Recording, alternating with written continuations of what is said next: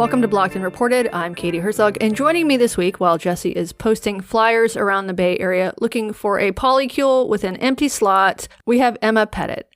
Emma is a reporter at the Chronicle of Higher Ed, where she covers the politics of the American university system. Emma, welcome to Blocked and Reported. Thrilled to be here. So, Emma, the reason I wanted to talk to you today is because we have talked a fair bit on this show about higher ed, which is something Jesse and I are both interested in. You know, my parents were professors. I grew up literally on college campuses. Jesse is interested in higher ed because college was where he first spoke to a girl.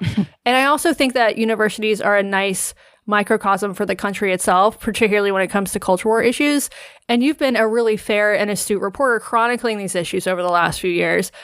So in the second half of the show, I'm going to ask you to tell me about a story you covered for the Chronicle about Pomona College. It's this massive, sprawling intra-departmental fight. It's got racism. It's got poetry.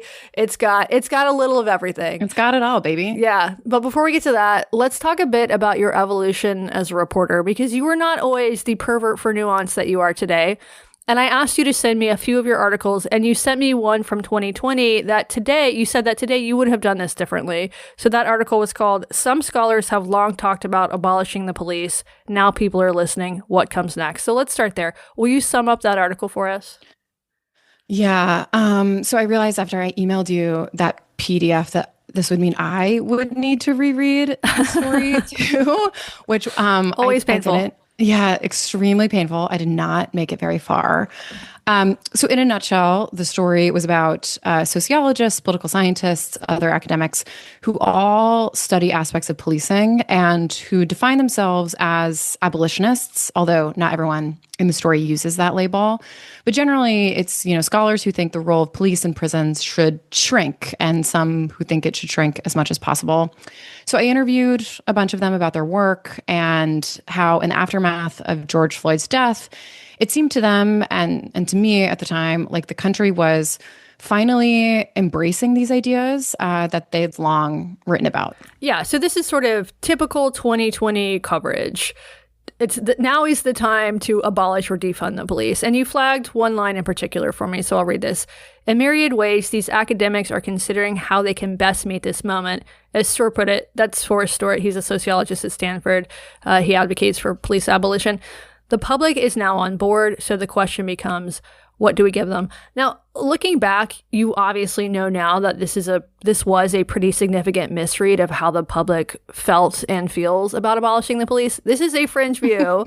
I looked it up this week. So according to polls, around 10% of the population now supports abolishing the police. This is according to a Gallup poll in 2020. So at the height of the racial reckoning, this was still just held by 15% of the population. I think they've all now decamped. It's like the entire population of Blue Sky. So where were you getting the impression that the public was on board? Twitter. Yeah.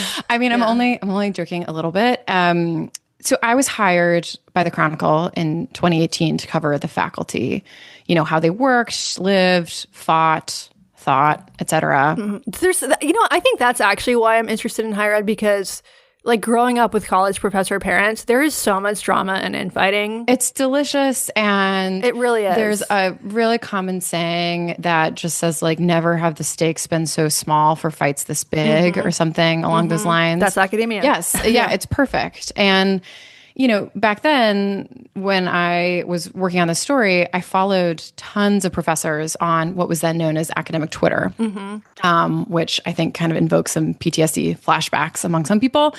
And I don't think it was clear to me at the time, but it's become clearer in retrospect, just how like bespoke certain views expressed on academic Twitter really are. Mm-hmm. And also just how those conversations don't even really represent necessarily like the average view of like a chemistry professor at a second tier research university in the Midwest, right? Like it's niche, it fed on itself, it leaned really heavily to the left, but in these very specific ways. But at the time, it was this big part of my information diet, and like on there, they loved abolition, mm-hmm. Couldn't get enough. And like, I don't say that to dismiss the idea out of hand. Like, I think that abolition and these arguments are worth taking seriously. Totally. But I do think it gave me this warped view of its popularity and just like what people in general felt about police and its role in society and what the research even shows about police and its role in society. Yeah, I think this is one of the, this is an inherent problem with reporting on what you see on Twitter. And part of that is it can be like very structural. Like when I was at The Stranger, I also spent a lot of time looking at Twitter and forming my opinions or anti-opinions based on what I was seeing. And part of that was because of just like at The Stranger, we had multiple deadlines every day. You can't be out in the public talking to people if you have to file 3 blog posts a day. It just becomes impossible. Totally. And so you use the internet as a proxy for the world, it is very, very skewed. And it particularly was in 2020. And the other thing is, you mentioned sort of the difference between like a second tier chemistry professor in the Midwest and the academics that sort of rise to the top of academic Twitter. I think this is also a valid criticism of media coverage, including our own, of the university system in general, because, schools like these elite schools get so much more attention than the schools that students actually, like most students, I'm guessing this, but my guess is that most American students go to community college or like kind of shitty public state schools rather than going to... Totally. Yeah. Although I will insert the necessary caveat as a higher education reporter that you can get a great education at many of these places. And oh, totally. I'm a graduate of one of them myself. Totally. Although I wouldn't say my education was great, but it was cheap, which is just as important, I think. For sure. And no, that's a great point, is that like most students in this country are at community colleges, public colleges, regional campuses. They are not at the Ivies or Ivy Plus. They are not at these elite institutions. And yet I also think that like some of the trends, some of the ideas do spread to other parts of higher education, and it's worth taking that seriously, but it's also worth knowing when you're in a bubble. And I was in a bubble. Okay, so how did you figure that out?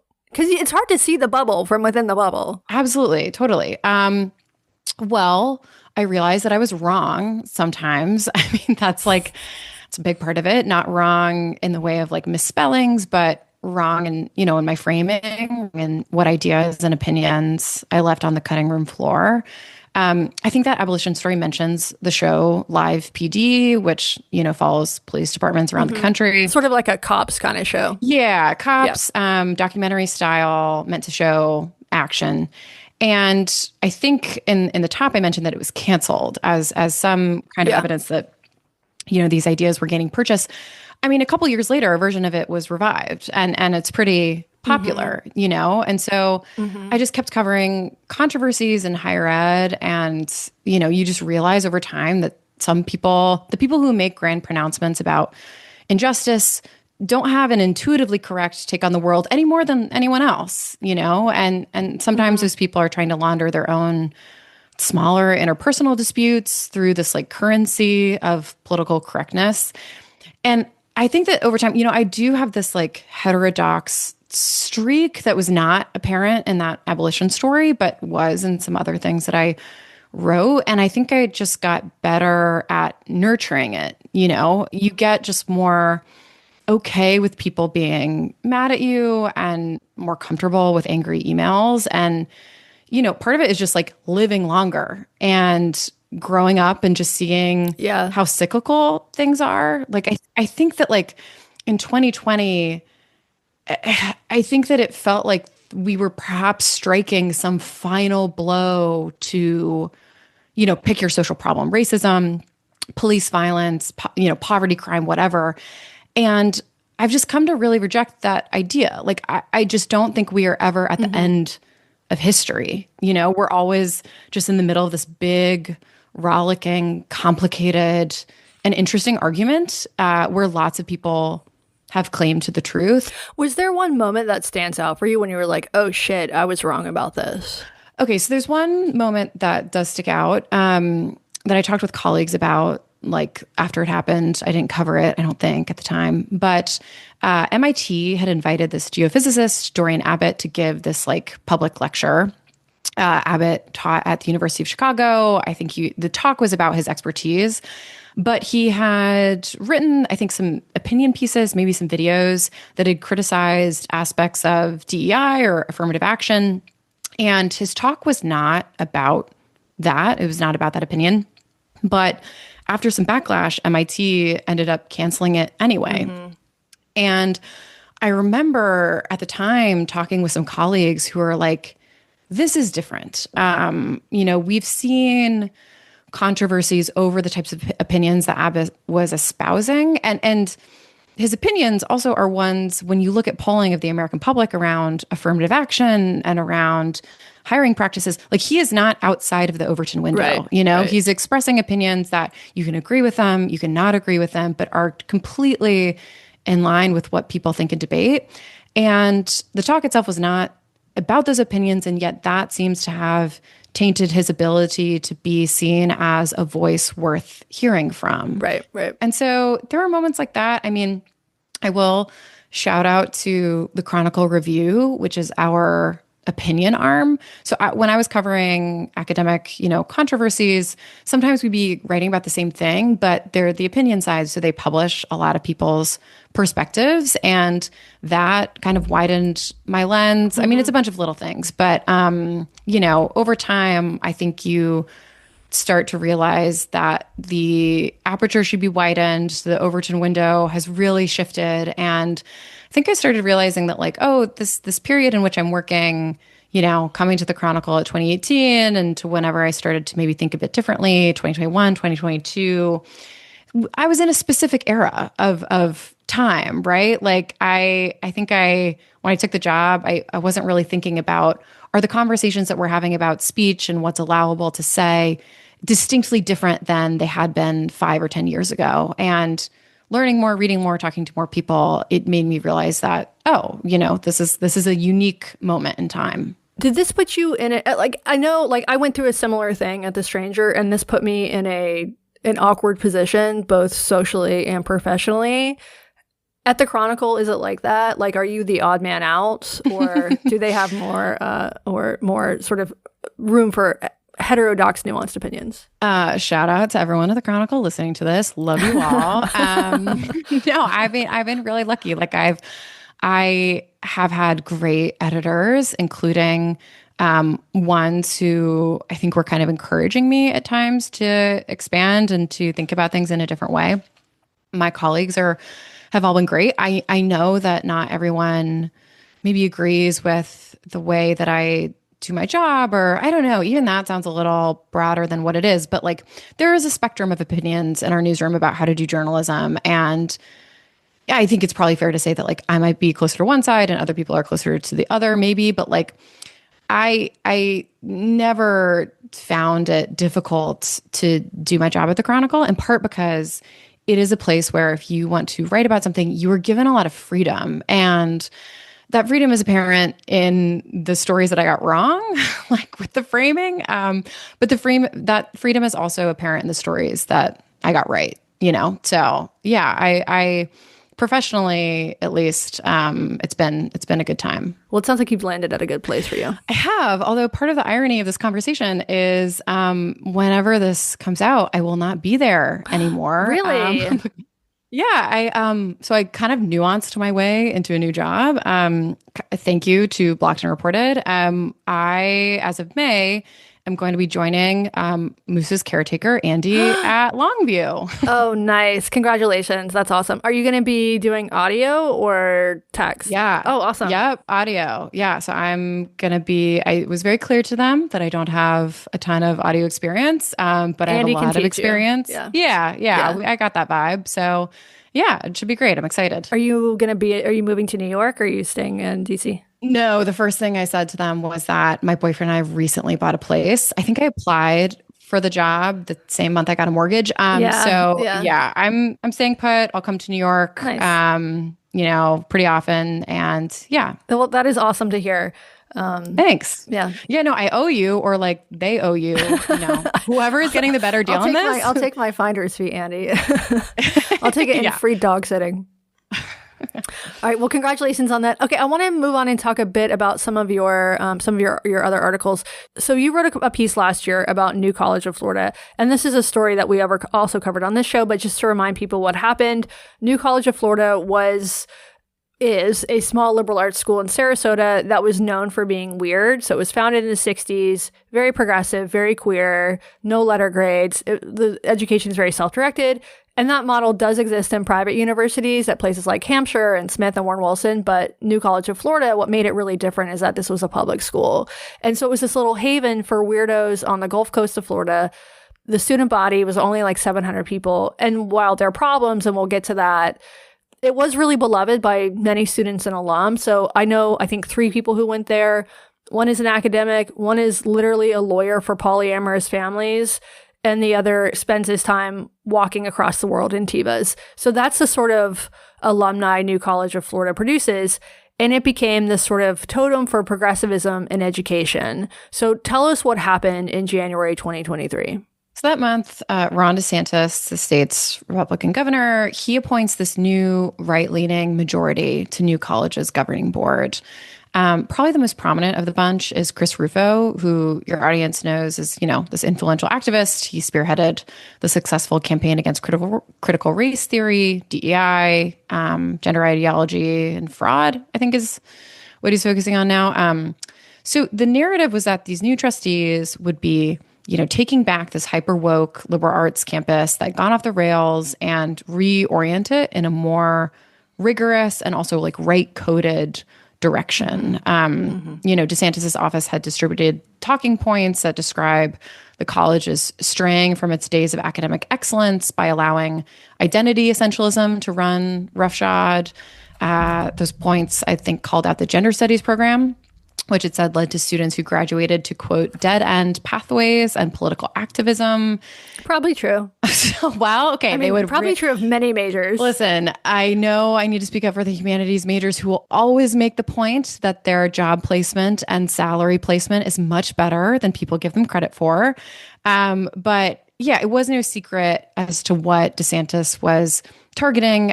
Rufo at the time, he gave an interview to Michelle Goldberg at the Times and said, "We want to provide an alternative for conservative families in the state of Florida to say there's a public university that reflects your values." And it stood to reason that those values were pretty different than the values that New College had held previously. Yeah.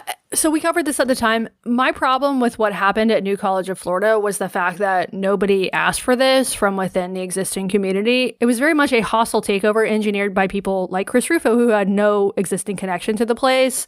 And I do think that there's a very reasonable question about whether taxpayers should be funding places like New College of Florida. It is ideological, no doubt. And I do think some progressives would bristle at funding if it existed, the conservative equivalent.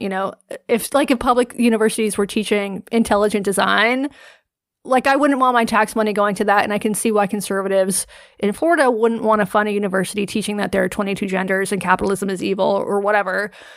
But the way they did it seemed very much like a fuck you to the people who built New College of Florida. And this, to me, is very indicative of MAGA politics. We're not just going to build our own thing. We're going to destroy yours too. But your piece does complicate my own story about what happened at New College of Florida, because by your own reporting, it was not thriving before DeSantis came in with his battering ram and built a baseball stadium over the gender studies department or whatever. So what was the state of New College of Florida before the takeover?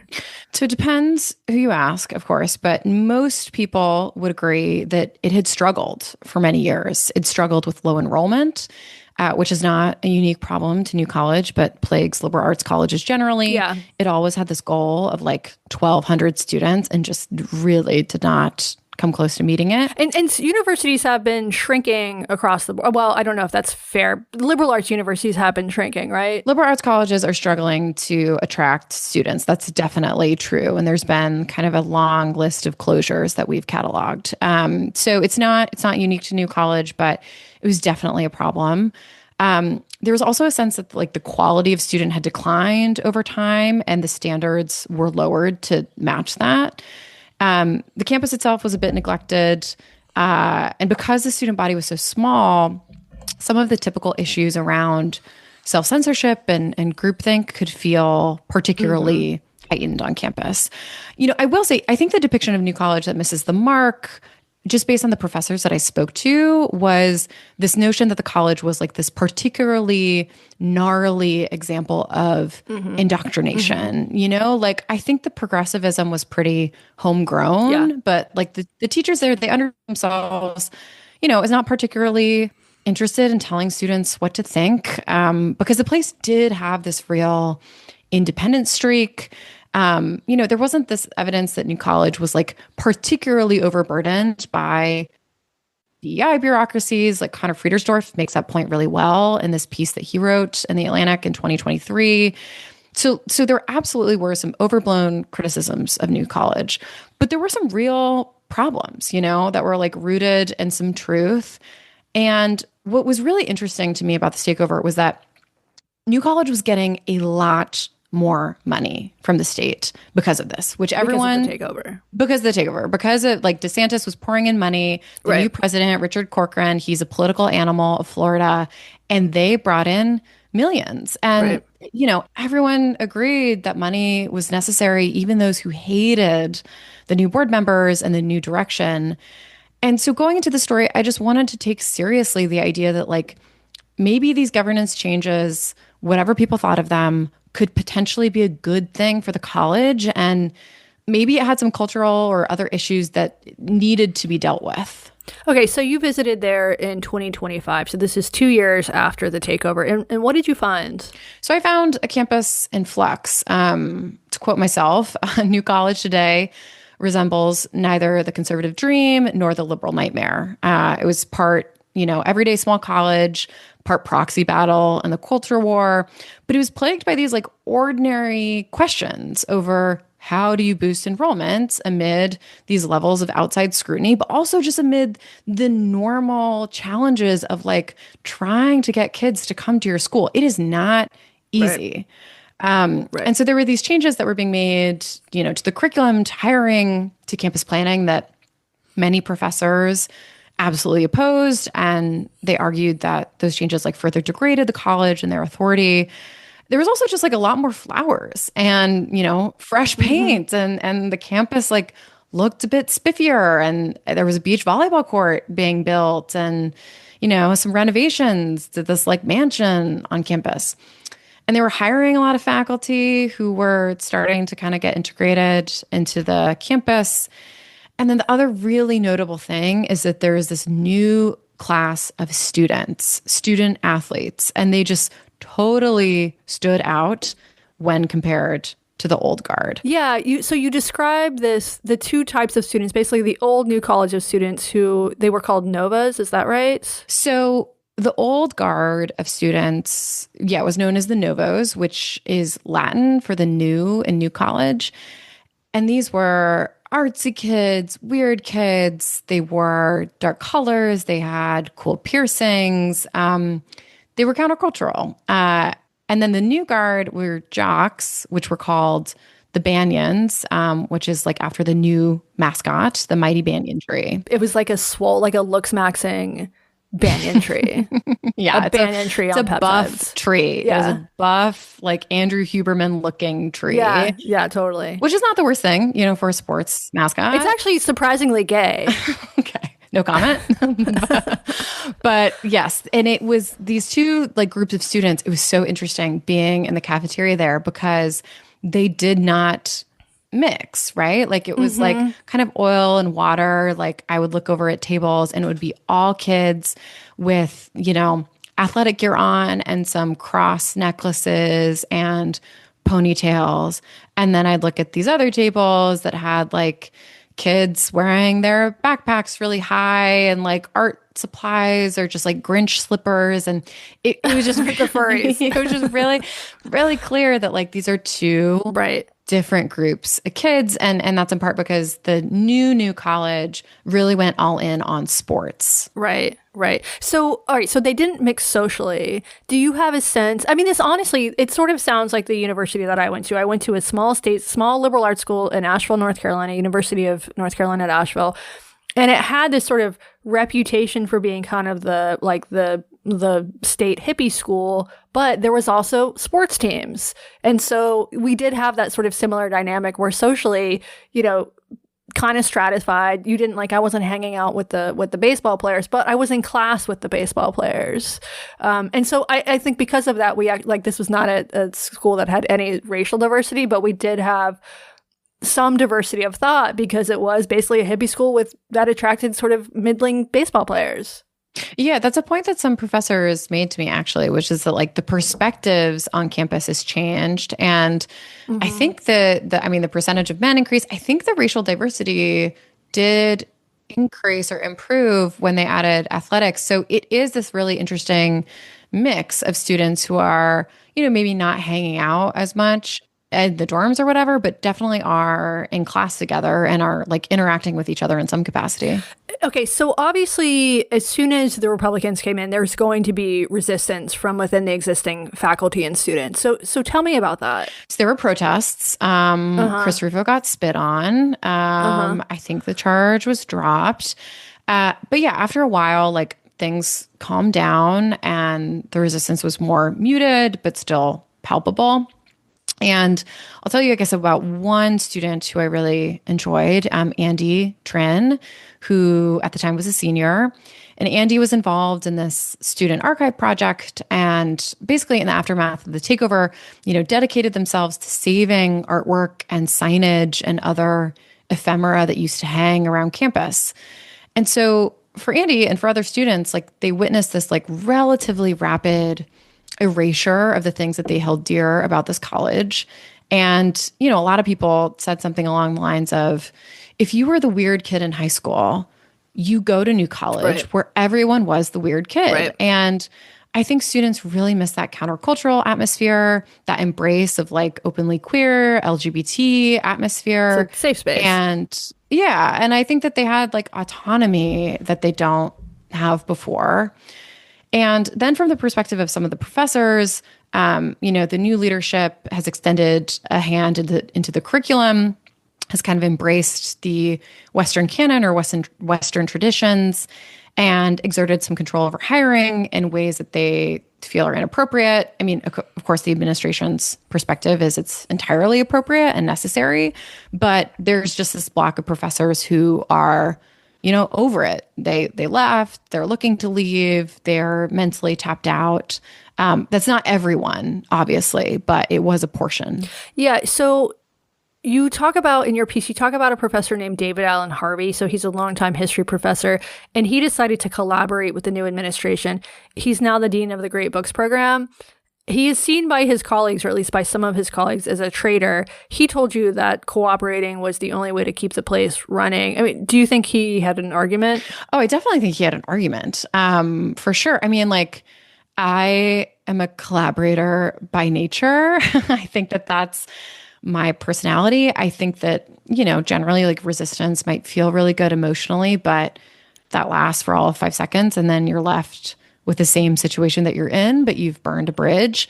But resistance is futile. It belongs on a t-shirt. Yeah, totally. But also, I get it. I understand that everyone has a line. Everyone has a set of principles that they feel they cannot cross. And clearly, for some people, cooperating with this new guard was that line. And I talked to people who'd, I think tried to cooperate and felt like they've been burned. And it just seemed like not a high trust situation on any side. But yeah, I mean, just from a personality perspective, I am more towards the David Harvey end of the spectrum. Mm-hmm.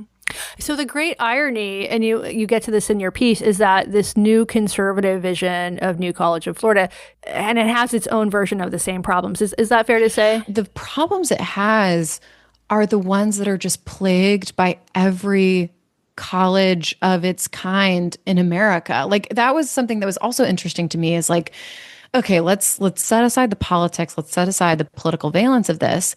It is hard to convince students in the value of a liberal arts education right now, and New College has something great going for it, which is this low price tag. However, that also means that they don't take in very many tuition dollars. I don't know. It's just a lot of math problems, more so than even politics problems. And I do think, just to say something in favor of the people who think it's going well, I did sit in on the small group discussion about the Odyssey. It's this new thing where incoming freshmen, we're all going to read it and talk about it in small groups. And, it's an idea I can totally get behind. Like, I read the Odyssey in college and loved it. And I sat behind these two girls who were both athletes, and I looked over their shoulders, and both of them had jotted down notes in the margin of their books, before class. And they'd underline things in a way that seemed sincere. Like, they had read it, which, like, listen, in 2025, that's like a feat in and of itself, to get students to open the book. Totally. And like, one of them was this lacrosse player, and the class was talking about the theme of hospitality. And she contributed to the class conversation by saying something about how her grandma always told her never to show up to someone's home empty-handed. I talked to her a little bit later, and I just thought, okay, this is the type of kid that would not have ever thought to enroll in New College before, but she's here, and she's part of this enrollment boost, and she's benefiting from this type of education, like this small, careful, discussion-based education. And maybe some part of that is still being preserved there. Well, I don't like to hear this because I don't like Chris Rufo, and I don't want to give him credit for fucking anything. So, well, listen, people, thanks, Emma. Some people would really disagree. Also, I think they're having a lot of money issues. They're under some scrutiny from the state right now for spending so much money. So I do not mean to imply that things are going great. So how's the baseball team? That's the most important thing. Okay, so according to their website, they're playing right now, and they're losing 4-24. Take that, Rufo. Fuck you.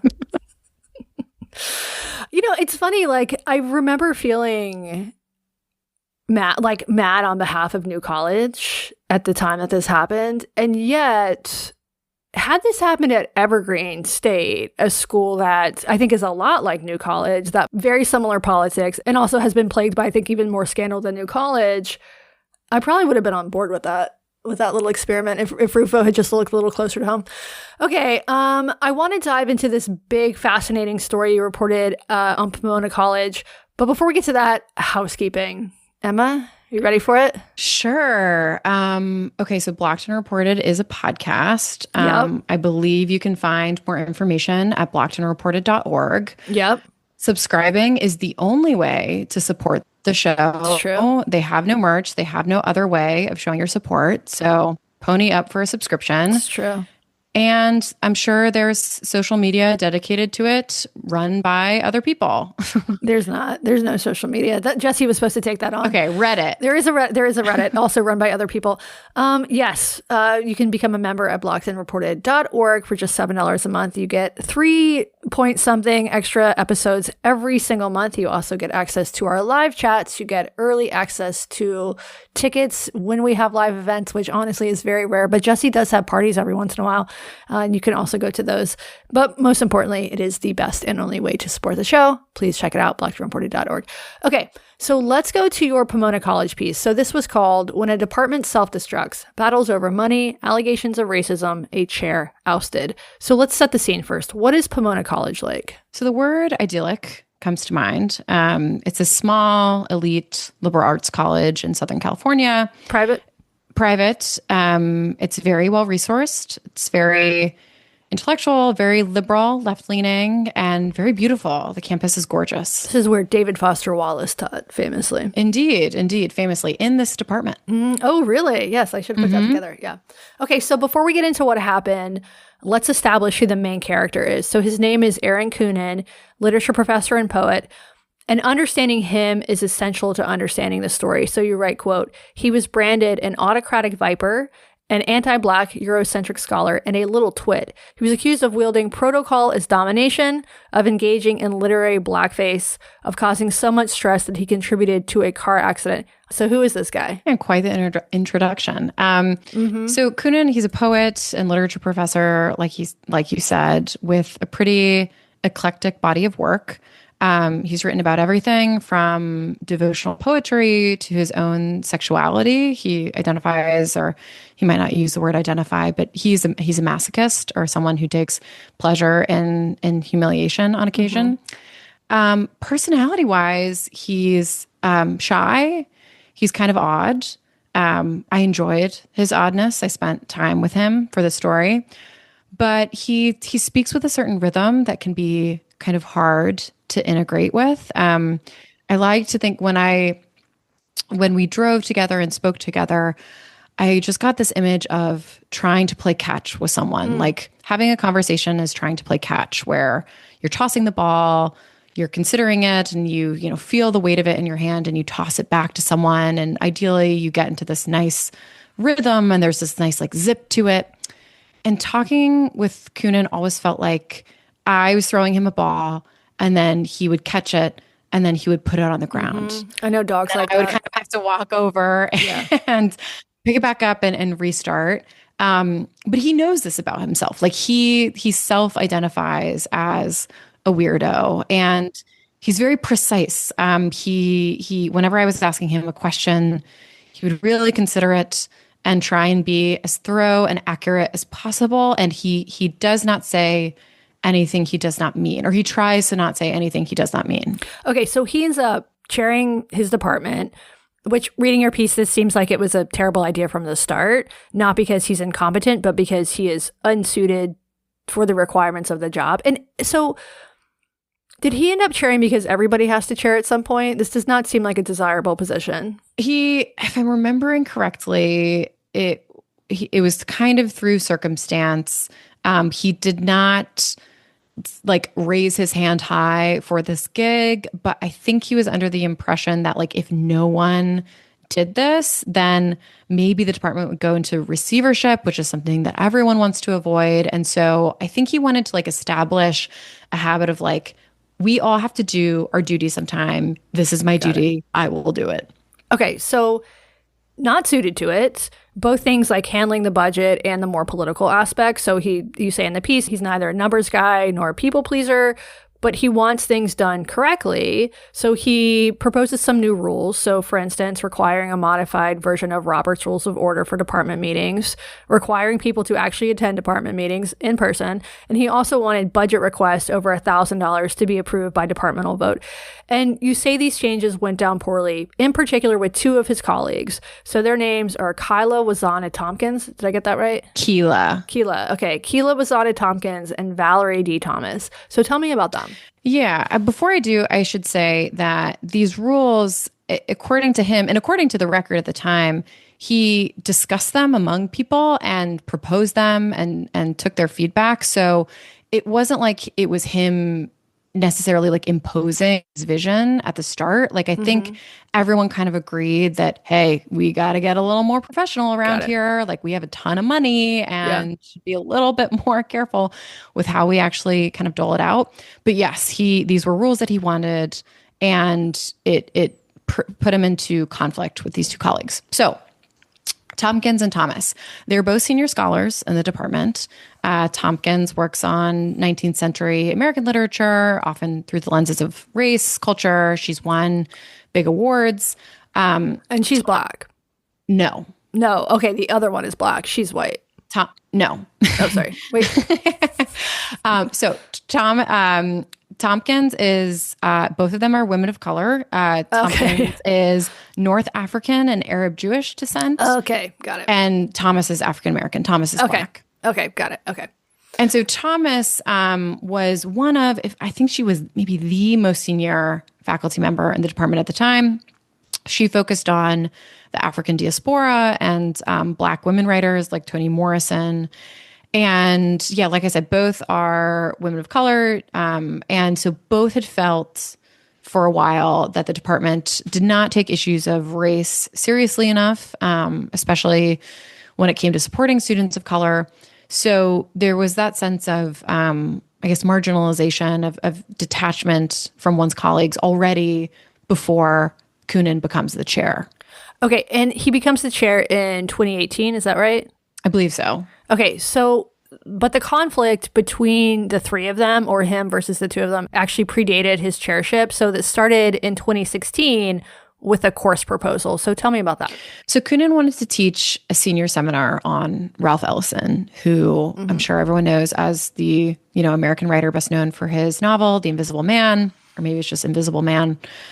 So Kunin doesn't specialize in American literature. And for our, sorry to interrupt you, but for our international listeners, I know we have at least one person in North Korea, none in South, but one in North.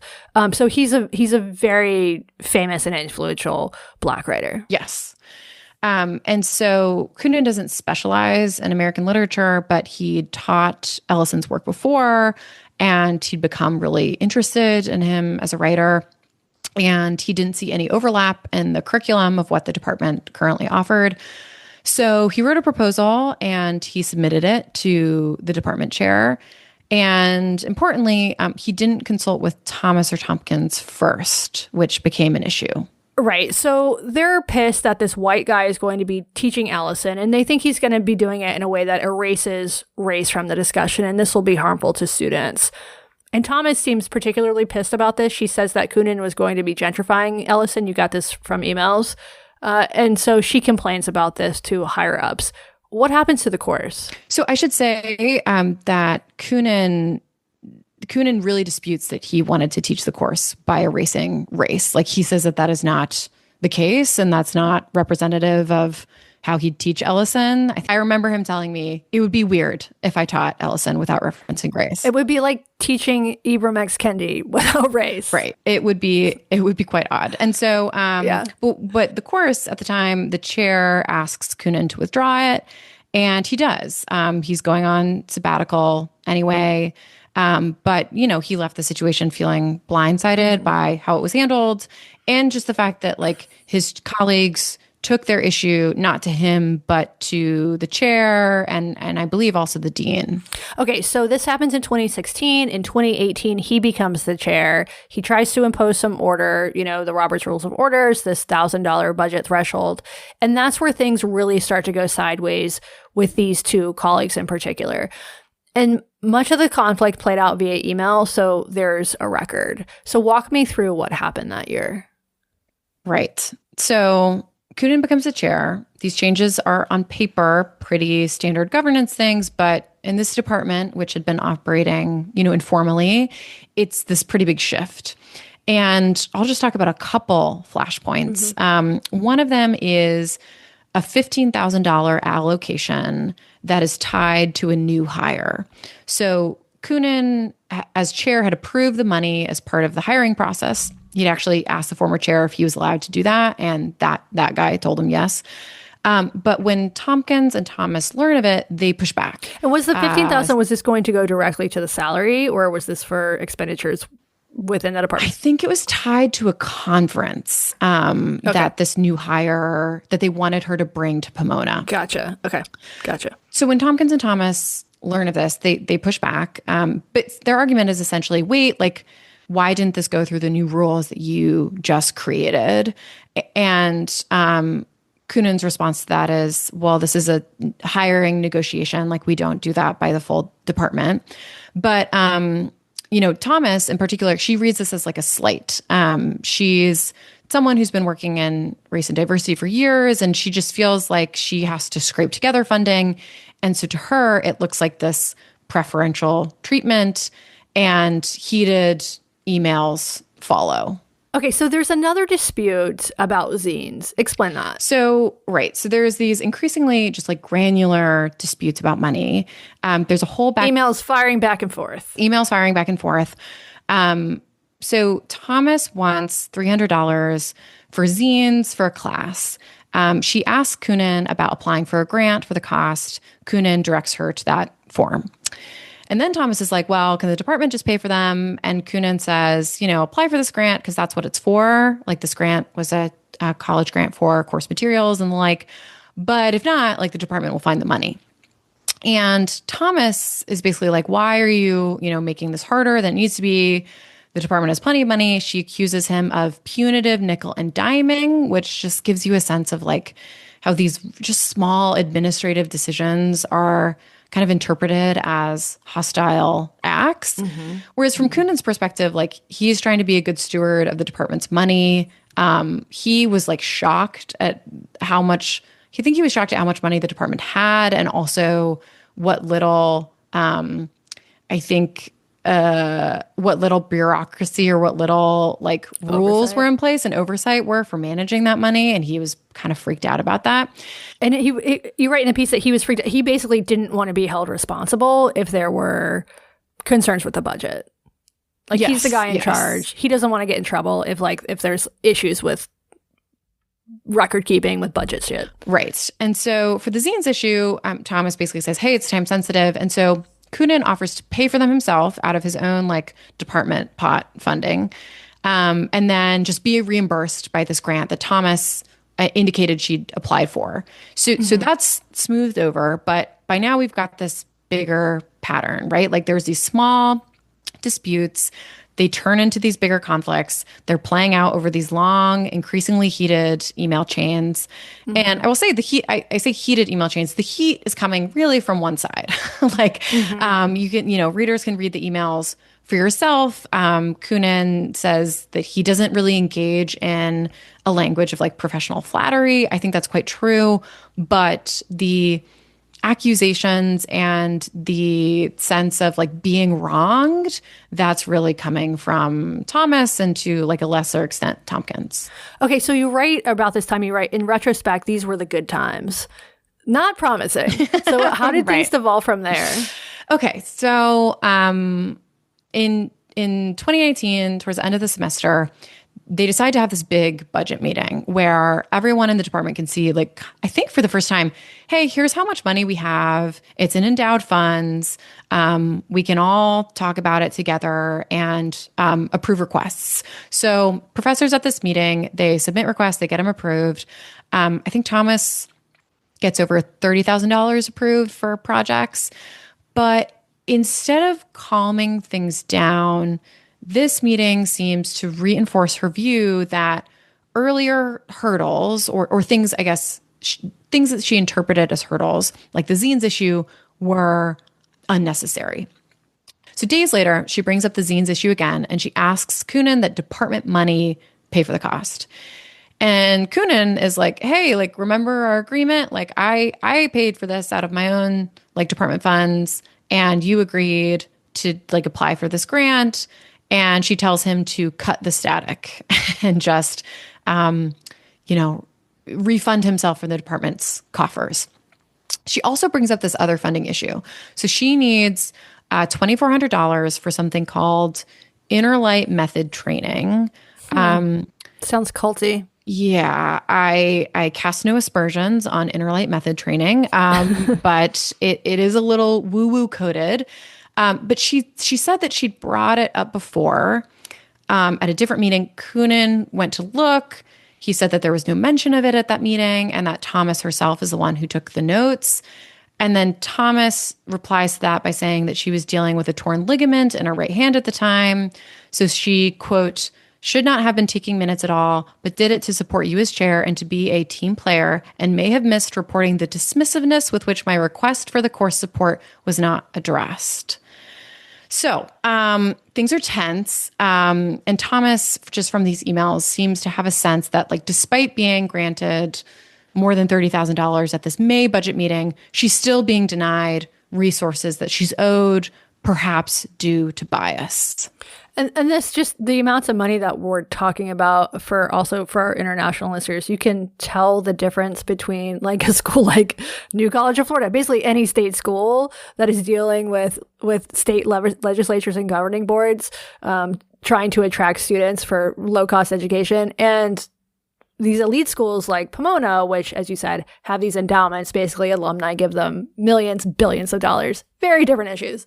Not all private schools, but Pomona in particular. Yes, that was the biggest takeaway after the story came out, as I heard from a lot of English faculty being like, what the hell? Like, they have like thousands of, like, each professor in this department got, like, I think it was around $5,000 that they can spend how they want. And then we're not even talking about the general department fund. So, like, Yeah, they're kind of rolling in money. Yeah. Okay. I want to read a section of your piece.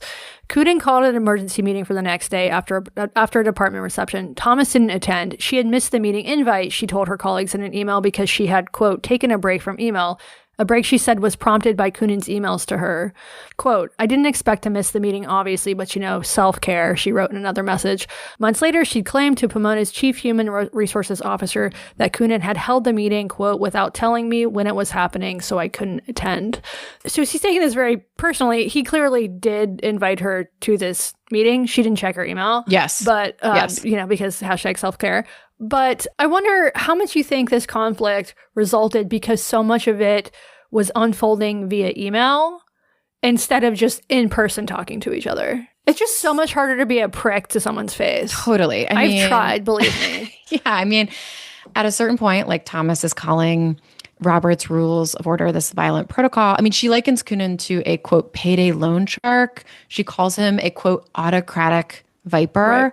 I just think it is hard to say that to someone's face. Right. And I also think like that was Coonan's MO going into being a department chair. That's why he was like, we decide things in meetings. We decide things face to face. Email has proven poisonous for this department. It is where things escalate. So yeah, I think that like if this had been talked about in person, I have to imagine that it wouldn't escalate this way. Like department-wide emails, it's really easy to misread the tone. Although honestly, like autocratic viper has a pretty obvious tone, but like you're also kind of like performing for this. If you put a like smiley face emoji at the end of it, right. Maybe not. Autocratic viper, like love put you. It in Comic Sans, yeah, right. But yes, I think that like it could have cooled down if they were in a room together, but the emails were just like a huge part of why this kept intensifying. Okay, so things continue to devolve, and this becomes at some point not just this fight between these three colleagues. You write in September 2019, quote, 2 words uttered by Coonan at a department meeting that September would cause another spasm of accusations. So what were those 2 words? What happened? So the 2 words were Keela, please. So in Coonan... Bitch, please. So in Coonan's version, the department was discussing a funding request put forward by one professor. He'd, I think, thrown out a number, and then Tompkins, I think, had, offered a bigger number. And Coonan wanted to give people more time to think. But according to him, Tompkins became impatient and started to take a vote, which is something that, again, according to him, she'd done before in other meetings.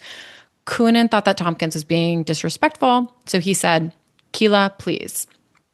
According to him, as he'd write later on his Substack newsletter, I spoke quietly with a falling intonation. I intended to assert that I was chairing the meeting and that it was my job to administer the vote. Mm-hmm. So how were others who were at the meeting perceive this incident? Did everybody gasp? Was this obviously racially charged? It depends on who you ask, as all things do in this story.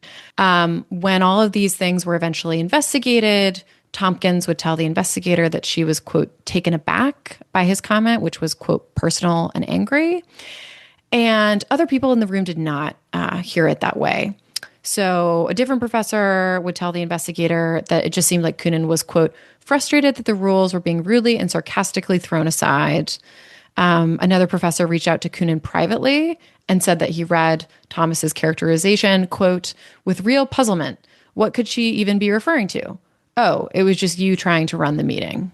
Okay, so in the midst of all this, Coonan decides that he once again wants to teach the Ellison course. So how does that go over? So someone needed to teach a senior seminar in the spring of 2020. By that point, Tompkins had gone on leave, so she couldn't do it. Coonan asked, I think, around 4 other people who all declined or were unavailable.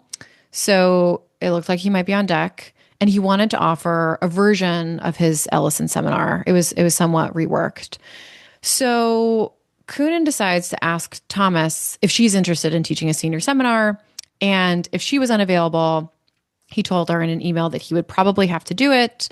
And he told her that his course, quote, would be some version of the seminar we discussed in 2017, American Writers Who Defend Literature Against Sociological Analysis, including Ellison as one of those writers. And then things explode. So So Thomas told Pomona administrators that Kunin's course was, quote, a bid for permission to use Ellison as literary blackface while attacking a Black woman. She also said that she strongly felt that the nonstop stress caused by Kunin, along with the English department's, quote, complicity, contributed to a car collision that she was involved in. And she wrote, how long is he going to be allowed to be a loose cannon aimed at me? And Tompkins also objected. She emailed Pomona leaders, including the president, accusing Kunin of bullying and saying she wanted to, quote, witness his abuse publicly so that Thomas would not carry it alone. So they're trying to get him removed from his job at this point. It seems like that, at least removed as chair. And I should say that like Kunin says that those assertions are absurd. He didn't propose the course to troll his colleagues. He was not threatening Thomas or bullying her with his course design. I will say that some of his other colleagues in the department thought that it was like not a good idea and at worst provocative of him to reintroduce this course possibility now. That was their perspective on it. But yeah, Kunin, to him, the idea that he would be proposing this course like as a deliberate troll is untrue. But yeah, that does seem to be how a couple people read it, at least. Okay, so eventually Thomas and Tompkins file a discrimination complaint, and there's a long and presumably expensive investigation. And what does the investigator find? Anything to do with Tompkins was tossed out because the investigator had not demonstrated that the professor, quote, suffered an adverse employment-based action based on race, gender, or retaliation for protesting Kunin's actions. So, but ultimately the investigator and Pomona decided that Kunin had retaliated against Thomas for her complaints in 3 instances: the $300 zines issue, the 2400 inner light method training issue, and then with his second Ralph Ellison course proposal. Okay, so they do this investigation, they file it. He is found guilty, although it's not a criminal court, but found that he is guilty of retaliation. So what is the prescription there for Kunin? So the dean of students determined that he must complete implicit bias training, that he could not be chair of the English department again for 10 years. Sounds like he would like that. Yeah. That he'd need to take leadership training before chairing any faculty committee, and that he could not have any role in decisions about Tompkins' promotion. This dean also encouraged Kunin to apologize to Tompkins and Thomas, saying it would be an olive branch. So Kunin disputes the investigators' findings, and he hires lawyers. They file suit against the college, and you write, a judge would now have to sift through fiddly academic disputes over the provenance of $300 for zines and who's allowed to teach Ralph Ellison to decipher whether a Renaissance poetry scholar was being appropriately punished. That case takes 2 years. Who knows how many thousands of dollars? Meanwhile, they're all still in the department, so I assume shit is awkward as hell.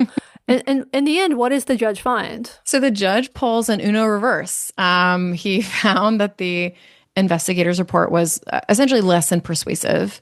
And I can see why, having read it myself. To give you just one example, the investigator wrote that Kunin had approved a white faculty member's request for a $1,000 honorarium, even though, according to the rules, such a request must be voted on by the department.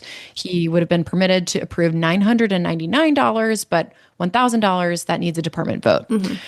So it's one of the pieces of evidence that the investigator relies on to determine that Kunin was, quote, inconsistent in how he treated Thomas's funding requests compared to those made by her non-Black colleagues.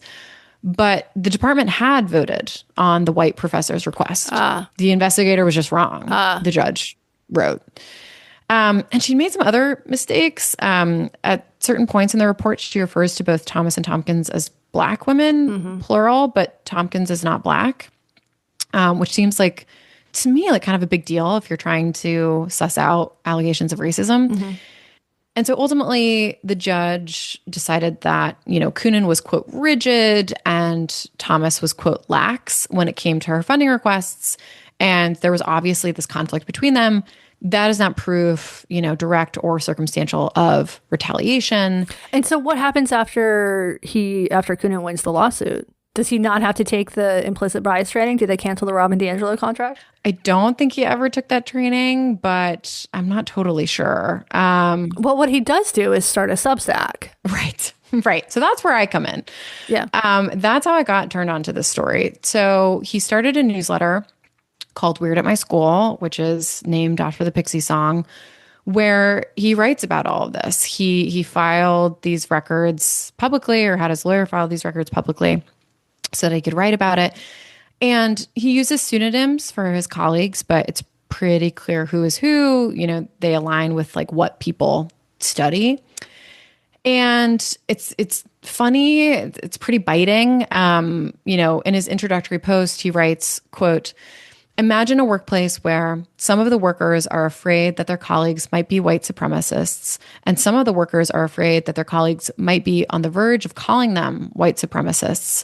There is usually some overlap between the two groups, and in most workplaces of the sort, no white supremacists at all." Mm-hmm. And Tompkins also is writing her version of the story on Substack? She had a Substack. She's talked about it obliquely on there and in at least one other place, but she's never delved into as much detail as Coonan did. Okay, so he's really dishing the dirt on his Substack, and no one else in the department would talk to you, but you did get the investigative reports. You got all of these emails. Do you have a sense of how this conflict affected the department as a whole, or how Coonan's colleagues view him? I mean, especially now that he's posting about them. Right. So I'll amend that to say no one else from the department talked to me on the record. Gotcha. I talked to a decent chunk of people in the department off the record. And yeah, my general sense was that, it was a range of opinions, but I think people were more on his side during the whole dispute itself. I think anyone reading those emails, which we've quoted from, but are quoted from more in length in this story, anyone I think can see being on the receiving end of those emails is like not a fun experience. And I think that people privately were sympathetic to him and to also his perspective. But I think that probably soured when he started writing about it publicly, which, I understand that. Yeah. All right, well, thank you for that, Emma. We will post a link to this story in the show notes. There's a lot more detail that I think people would enjoy. And I'm curious, it's not unreasonable to assume that a story like this one is going to be used. We've all seen how the Trump administration has used stories of censorship or progressive overreach or diversity initiatives to defund universities, including universities that are doing really important research on things like, cancer. So how has that very real threat affected your reporting, if at all? Yeah, it's a good question. So my beat now, my beat as of, my last day at the Chronicle, which is April 22nd, is covering criticisms of higher ed that emanate from the right, but also from liberals and the left, and just trying to take it seriously, trying to look for spots and look for stories that exist on the fault lines of those criticisms and explore it from all sides. And you can't do that job without highlighting problems that might lend themselves to a Trumpian agenda. Like that's true. And I realize that's a potential downstream effect. And I hear from people who are essentially of the mind that you are not covering the most aggressive threats to academic freedom, and you are elevating concerns from people who hate us anyway. And, I hear people out. I think that the way I think about myself is I think about what I'm doing in a media ecosystem. And I have colleagues who are doing amazing jobs covering the Trump administration and the threatened cuts to research and, threatened deportations over speech and the civil liberty concerns. And I think that's all great. And I'm proud, or have been proud, to work alongside them. But I also just think that higher ed, journalism, these epistemic institutions, the institutions that help us make meaning out of this world, are in this mess in part because they did not examine themselves enough and ask hard questions. And I really believe that regaining some of that trust starts this way, not the other way. I just don't think that battening down the hatches and pretending like conservatives don't have a point and acting in this defensive mode and trying to like go into your turtle shell, I don't think that that is a good pathway towards truth. I don't think that is a good pathway towards art, not to sound too like high-minded about it, but yeah, I think the best way through is to kind of grapple with the messiness, even if it can maybe give some people political ammunition, in part because I also just don't think it's my job to think about that. Yeah. I think that when I start thinking about that too much, it like that is not the purpose of journalism either. Yeah, that inevitably leads to self-censorship. All right, we will post links to all of these stories in the show notes. And where can people find you online? So people can find me on Twitter. I'm at Emma Jane Pettit. But I would really love if people sent me story ideas to my brand new email address. It is emma.pettit, so Pettit, at longview.report. Awesome. Well, good luck, and we'll be listening. Thanks. Thanks again to Emma Pettit. This has been Blocked and Reported. Our show is produced, as always, with help from Jessica, the 80s baby. We'll be back next week. Bye.